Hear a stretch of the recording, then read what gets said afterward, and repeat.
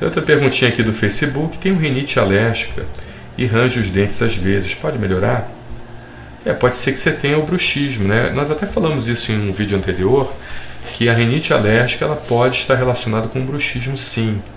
Porque existe uma trompa, chama trompa de Eustáquio, que liga o nariz ao ouvido, e o bruxismo é a fricção entre o maxilar e a mandíbula, justamente na tentativa de desobstruir essa trompa de Eustáquio, ou seja, uma forma natural que o organismo tem de tentar desobstruir a secreção, tirar essa secreção da trompa de Eustáquio entre o nariz e o ouvido. Então, se você tem o nariz entupido, essa trompa de Eustáquio fica entupida e essa questão de você ranger os dentes acaba tentando desobstruir de forma inconsciente a trompa de Eustáquio.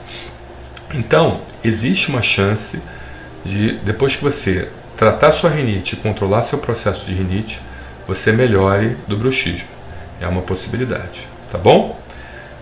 Muito boa, excelente pergunta, inteligente a pergunta também. Um abraço, obrigado, hein?